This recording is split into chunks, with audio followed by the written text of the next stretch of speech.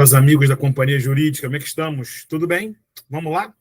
Vamos, então, depois de 12 horas, uma saga sobre passando os pontos, né, do programa de residência jurídica para o TJDRJ, vamos agora fazer exercícios. E qual foi o método utilizado? Nós pegamos o exercício 2023 da FGV, da Fundação Getúlio Vargas, que é a organizadora do seu concurso. Tá? Então, o objetivo agora... E aí você já sabe, né, são questões, uma parte delas, de casos concretos, uma ou outra que tem uma metodologia um pouco diferente, mas em regra são casos concretos, então muita paciência aos enunciados, muita paciência aos alternativas, porque às vezes uma coisinha ou outra é que realmente arrebenta o entendimento da questão. Ok? Vamos lá? Então, vamos lá. Vamos botar um material para você. Deixa eu só aparecer aqui o material que agora vai aparecer. Vamos lá. Vamos então com a primeira questão. É a seguinte: Caio propôs ação de cobrança em face de Tício, pleiteando a condenação deste de pagar a obrigação derivada de contrato por ambos celebrado. Regularmente citado, Tício apresentou contestação, alegando já ter pago a dívida e pugnando assim pela improcedência do pedido. Tendo as provas constantes dos autos, o juiz da causa julgou procedente o pedido em sentença que foi alvo de recurso de apelação interposto por Tício. Não obstante, ao julgar o apelo, o órgão adquém negou-lhe seguimento negou provimento, em acordo com que logo depois do julgado.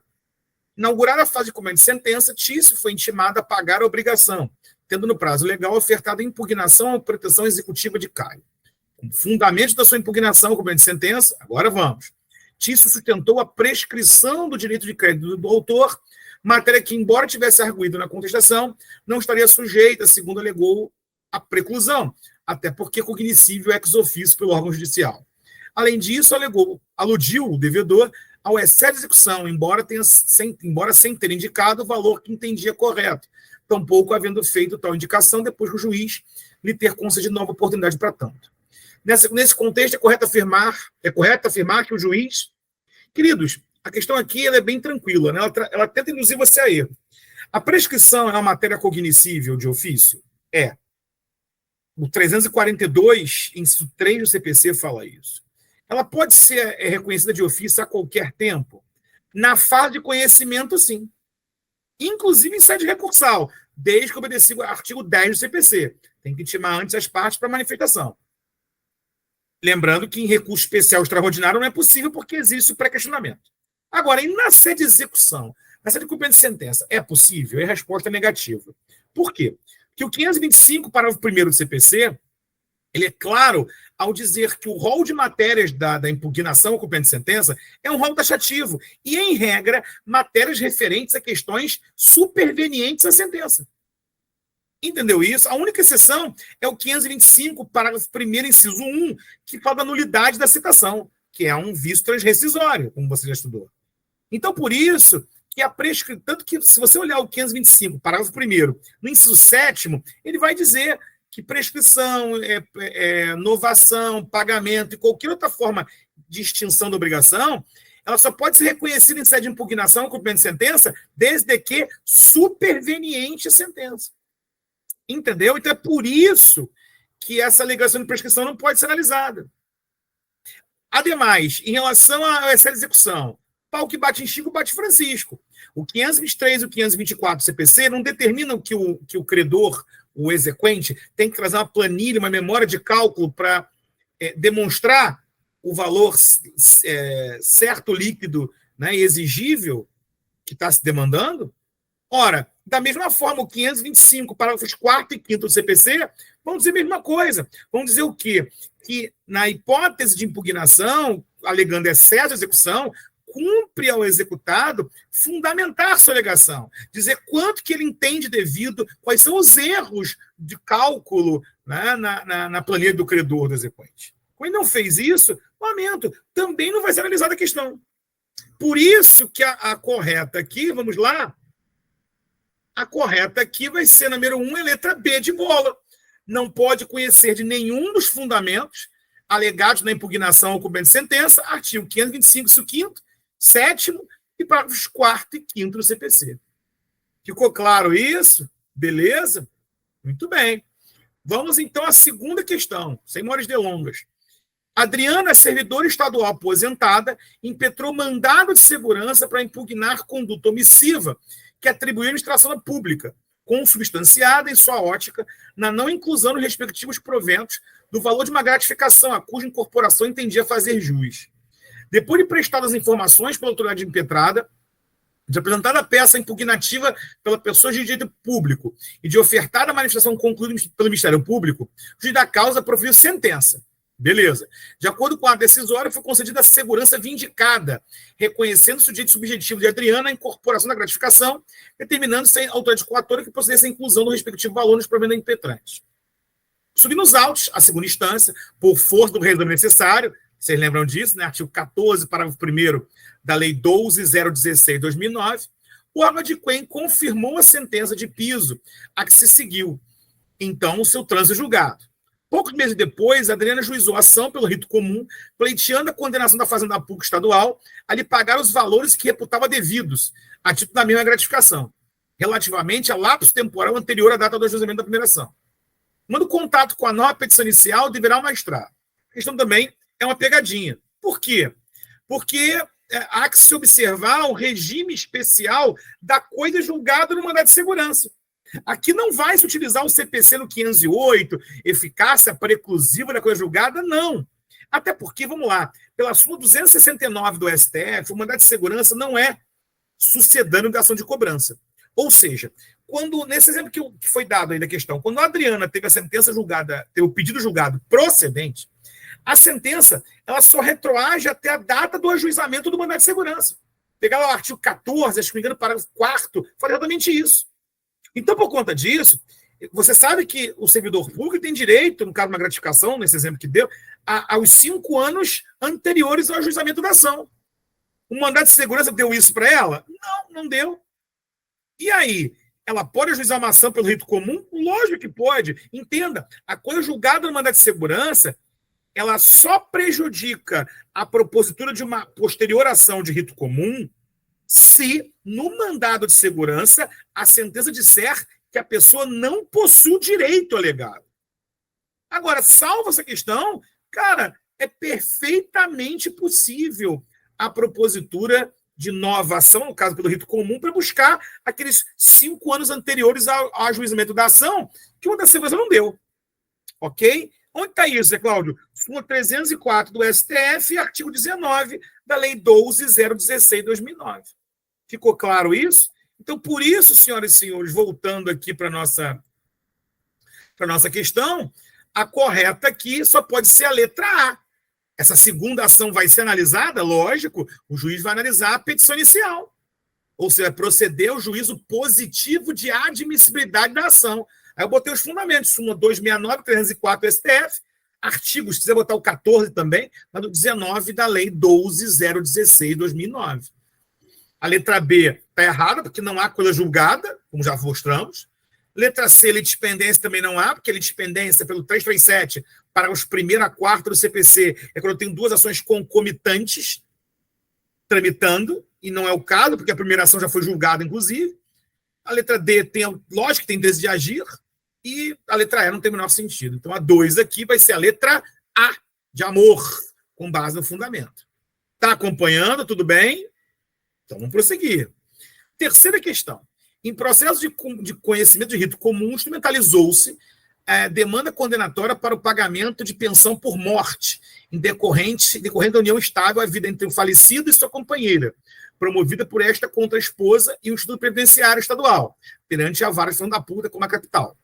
O juízo julgou a demanda procedente com base no reconhecimento da união estável entre falecido e a autora, após amplo debate entre as partes acerca da relação. A companheira, com base na união estável, reconhecida na sentença da julgada do processo previdenciário, propôs demanda para ver reconhecido seu direito hereditário contra a esposa. Com base nesses dados, o juiz do segundo processo, em relação à formação da coisa julgada contra a união estável entre as partes. Aqui, queridos, qual é a grande questão a se colocar? É o alcance da coisa julgada. Aqui eu tenho que olhar o CPC. Por quê? Porque, no primeiro momento, a coisa julgada, 504 do CPC, a regra, só atinge o dispositivo da sentença. Então, no primeiro caso, o juiz da Vara de Fazenda Pública ele concedeu o benefício previdenciário na sentença E a união estável foi analisada somente na fundamentação da sentença. A união estável é uma questão prejudicial. Ele teve que passar por ela para conceder o benefício previdenciário. Entende? Mas entenda, ele é juiz de fazenda pública. Ele não pode analisar a união estável como se fosse questão principal. Até porque é juiz de fazenda pública. União estável, a competência da vara de família. Por isso é que, nesse caso, não se preenche os requisitos do artigo 503. Porque o 503, para quem não sabe, parágrafo 1º, ele traz alguns requisitos que, se atendidos, permitem que a coisa julgada atinja também a questão prejudicial analisada na fundamentação da sentença. Só que, nesse caso, não preenche qual requisito? A competência. Porque o juiz que analisou o primeiro processo, ele não tinha competência para analisar a união estável como questão principal. Ele só poderia analisar como uma questão indireta, prejudicial.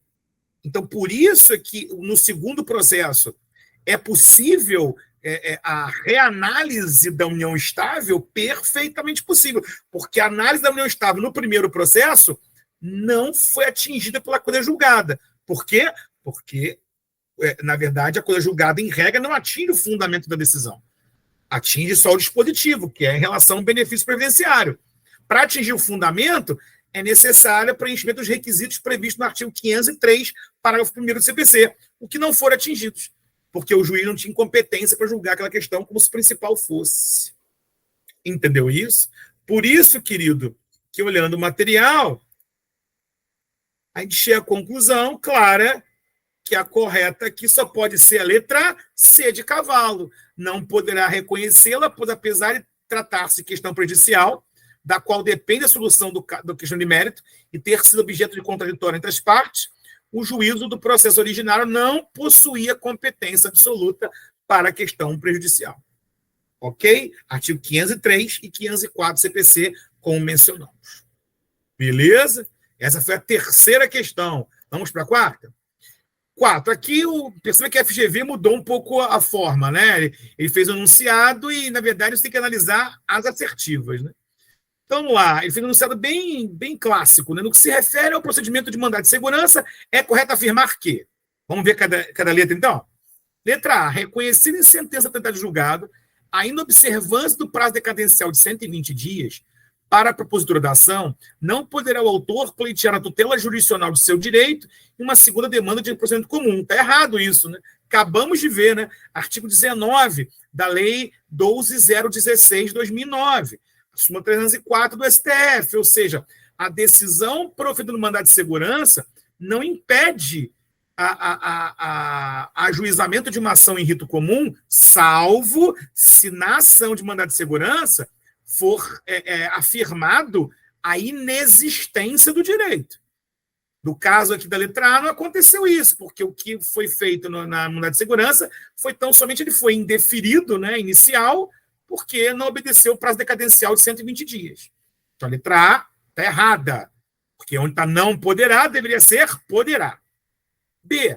A concessão de segurança poderá importar na declaração judicial de nulidade de atos estatais, podendo ainda ser dotada de eficácia condenatória que dê asa à futura instalação da reconhecimento. Perfeito. A letra B vai ser a correta.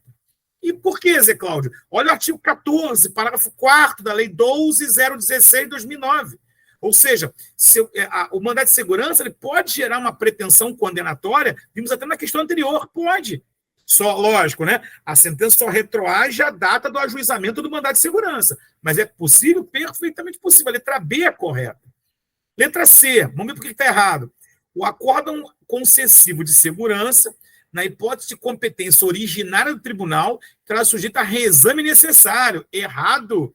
Completamente errado. Só há que se falar em reexame necessário, em remessa necessária, pelo artigo 14, parágrafo 1º da Lei 12.016 de 2009, as hipóteses de sentenças, ou seja, de concessão de segurança pelo primeiro grau de jurisdição.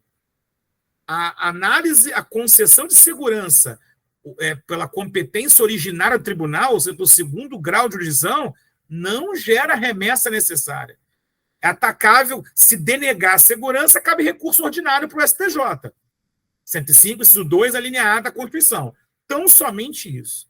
Então, a letra C está errada porque o reexame necessário, a remessa necessária, só se dá em relação a sentenças, ou seja, concessão de segurança em primeiro grau de jurisdição. E a letra C fala em competência originária, segundo grau, não é o caso.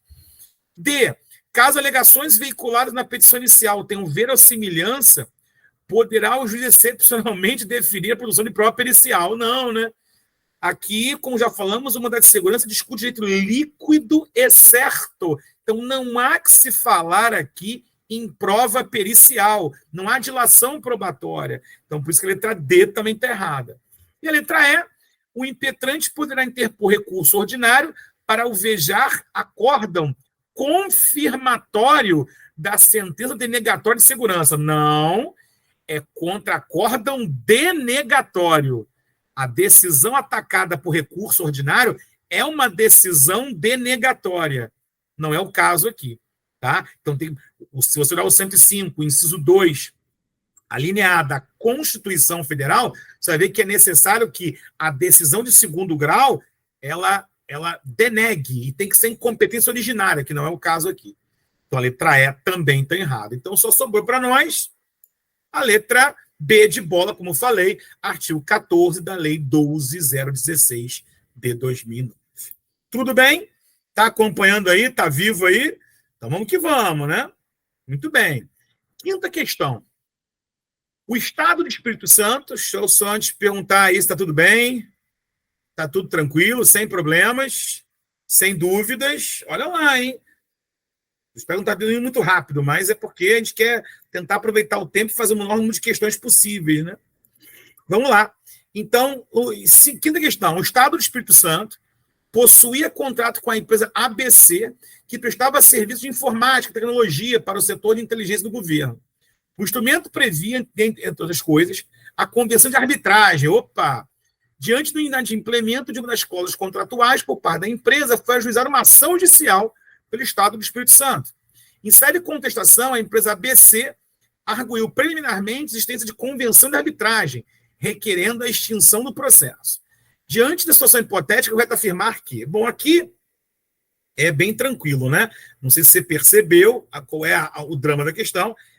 Há uma convenção de arbitragem, para ser mais exato, aqui o que houve foi uma cláusula compromissória, que é o artigo 4º da Lei 9307/96, e o juiz, e aí uma das empresas, quando houve o problema, ao invés de tentar resolver na arbitragem, ela vai a juízo uma ação judiciária. O juiz pode analisar isso ex officio? Não, não pode. 337, parágrafo 5º do CPC. Diante disso, o enunciado diz: o réu alega a questão. O réu alega a convenção de arbitragem. Bom, duas saídas. A primeira qual é? O juiz verifica realmente que existe uma convenção de arbitragem e vai extinguir o processo sem resolução do mérito. 485, inciso 7 no CPC. Vai extinguir o processo. Resolva na arbitragem. Agora, nada impede que, por exemplo, ele verifique que a cláusula compromissória é nula. E aí ele pode rejeitar a arguição de convenção de arbitragem. E aí vamos lembrar, a adesão que rejeita a convenção de arbitragem é atacável por agravo de instrumento. 1015, inciso 3 do CPC. Ok? Entendido? Então vamos lá ver os enunciados, ver o que a gente tem aqui. Vamos lá. Vamos lá. Então, letra A. Caso a sentença reconheça a validade da comissão de arbitragem, a apelação se poderá efeito suspensivo. Não, está errado, né? Vamos lembrar você, já te falei, né? Quando a sentença extingue o processo, né, por presença de uma convenção de arbitragem, desse recurso cabe apelação, e essa apelação não tem automático efeito suspensivo. Você lá no 1012, parágrafo 1º do CPC, tem lá uma das hipóteses, é justamente essa. Então, a letra A está errada, porque o erro está na palavra, na expressão, a apelação se possuirá efeito suspensivo. Não, ela não possuirá efeito suspensivo. 102, parágrafo 1º do CPC. Letra B. Caso a decisão interlocutória rejeite a preliminar de comissão de arbitragem, a matéria poderá ser dirimida em plenária apelação. Está errado. Por quê? Porque, nesse caso, cabe agravo de instrumento. 1015, inciso 3 do CPC. C. A sentença que acolhe a comissão de arbitragem resolve o mérito. Não. É sem resolução do mérito. 485, inciso 7 do CPC. Está errado. D. são imediatamente impugnáveis por agravo instrumento as decisões de interlocutores que rejeitarem a alegação da convenção de arbitragem. É exatamente a letra D de dado. Artigo 105, 105 não, está errado aqui, 1015, né? Faltou um. 1015, inciso 3 do CPC. 1015, inciso 3 do CPC. Letra D de dado. A letra E fala que é cabível a impetração de mandado de segurança contra a sentença terminativa que acolher a preliminar e conselho arbitrário. Está errado. Por quê? Porque, vamos lembrar, pelo artigo 5º, inciso 2 da Lei 12.016 de 2009, só cabe mandado de segurança quando não houver recurso previsto em lei. E aqui tem recurso previsto em lei, que é a apelação. Embora essa apelação não tenha automático efeito suspensivo, como eu expliquei na letra A, mas nada impede que o desembargador conceda. Não é isso? Se você dá o 932, inciso 2 do CPC, vai ver isso. Então, só para deixar bem claro, né? Nesse caso, não cabe mandado de segurança. Por que não cabe? O recurso aqui é apelação. 1009 do CPC. Mas é que essa apelação não tem efeito suspensivo. Não.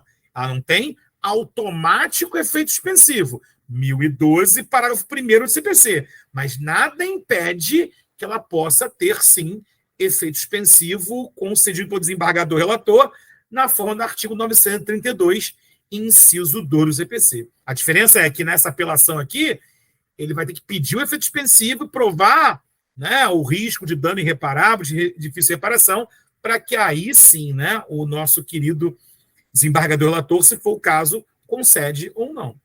Tudo bem? Então, por isso que a letra E está errada. Então, sobrou a letra D de dado, artigo 1015, inciso 3 do CPC. Tranquilo, sem problemas? Muito bem, vamos lá, né? Vamos seguir. Sexta questão. Antônio ajuizou ação com o escopo de ver declarada uso capião de determinada unidade autônoma de prédio em condomínio, em relação à qual alega exercer a posse por lapso temporal superior a 20 anos.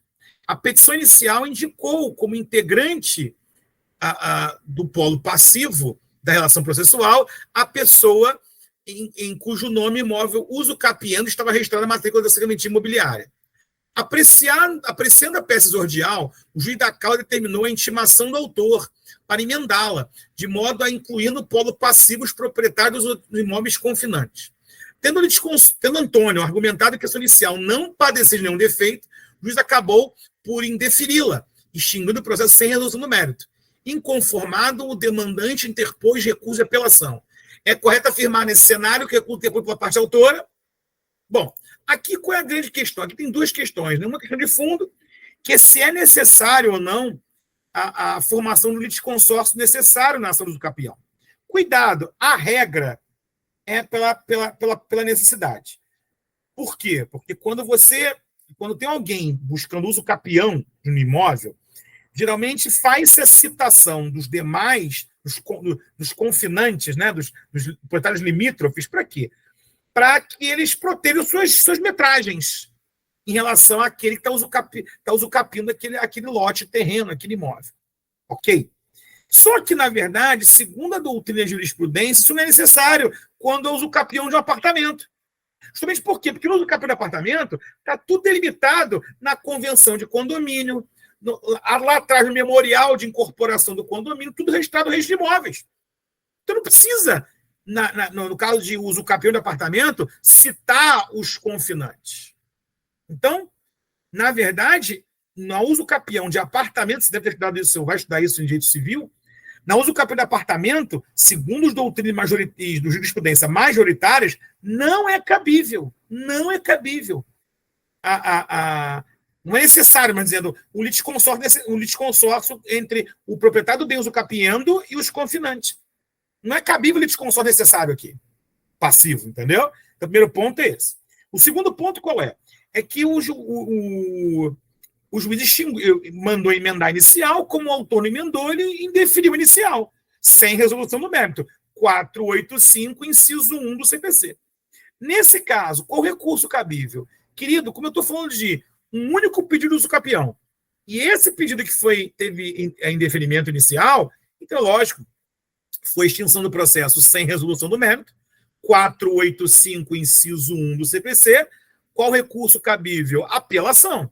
Tá? Essa apelação ela tem algumas peculiaridades.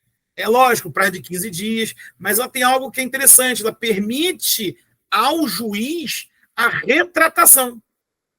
Zé Cláudio, o 331, se você olhar, ele faz menção a isso. Ou seja, toda vez que o juiz profere uma sentença, repito, em deferimento de petição inicial, extinguindo o processo sem resolução do mérito, e vem uma apelação, o que eu faço? Eu intimo a outra parte para contrarrazoar, prazo de 15 dias úteis, não é isso? E depois disso eu vou fazer o quê? Eu vou poder me retratar da sentença. Pode? Pode. E aí é óbvio. Se você se retrata da sentença, não tem por que o processo subir, né? Entende? O processo... Porque muita gente fala assim, Zé Cláudio, a apelação tem sempre que subir. Porque quem faz a admissibilidade é o primeiro grau, quem faz a admissibilidade é o desembargador relator, não é o primeiro grau de jurisdição. Então a apelação tem que sempre subir. Eu falo, calma, né? Nas hipóteses onde cabe retratação, é evidente que se o juiz se retrata, ora, ele vai determinar o prosseguimento do processo. Por que vai subir? Não tem por que subir. Não é isso? Então, mas em toda e qualquer hipótese que ele pode se retratar? Não. Se você lembrar, em deferimento da petição inicial, 331 do CPC, em procedência liminar da demanda, 332 do CPC, extinção do processo, qualquer hipótese sem resolução do mérito, 485, parágrafo 7º, e no ECA, no 98, se não me engano, isso 7º. Então, na verdade, qual o prazo que tem para se retratar? Bom, o CPC fala em 5 dias, mas esse prazo de 5 dias, segundo a doutrina e jurisprudência, é um prazo impróprio. Ou seja, nada impede que, enquanto o processo esteja com ele se retrate, ainda que ultrapassado o prazo de 5 dias. Entendido isso? Vamos ver, então, como é que funcionam, como é que são as assertivas aqui. Vamos lá. Eu só abri aqui o material, porque ele fechou. Vamos lá. Vamos lá. Então, seja a questão. Letra A. Então, letra A. Comporta juízo de retratação que não sendo exercido, ensejará a remessa dos autos ao adquém, o qual deverá dar provimento ao apelo. Na verdade, é a letra A, né? Deixa eu até ver aqui se é letra A mesmo. Né? Não, estou na 4 ainda. Aqui, peraí, a 6ª. Vamos ver aqui. Peraí que me confundi. A letra A é exatamente isso. Né? Provimento por quê? Porque não é caso de litisconsórcio necessário, como acabei de explicar para você. Não é caso de litisconsórcio necessário. E segundo, se ele não se retrata, remete ao tribunal.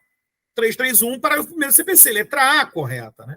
A letra B, vamos ver. Não comporta juízo de retratação, que ensejará a remessa dos autos ao órgão adquém.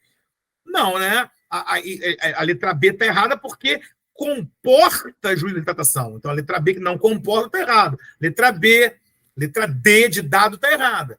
Letra C, comporta juízo de retratação em que não sendo exercido, e será remessa dos autos ao órgão adquém, negar provimento. Não, tem que dar provimento, que como expliquei, não é caso de desconforto necessário. Né? E letra E, comporta de retratação, qual não sendo exercido, ensejar remessa dos autos ao órgão adquém, não deverá... Não, fora prisão legal, não tem o menor sentido isso, letra E. Então sobrou só a letra A, de amor, 331, parágrafo 1º do CPC. E aí, senhores, conseguiram acompanhar essa primeira jornada de exercícios? Mesmo? Então, daqui a pouco nós voltamos para fechar, né, o lote de exercícios aqui no preparatório da Companhia Jurídica. Ok? Um abraço e até a próxima.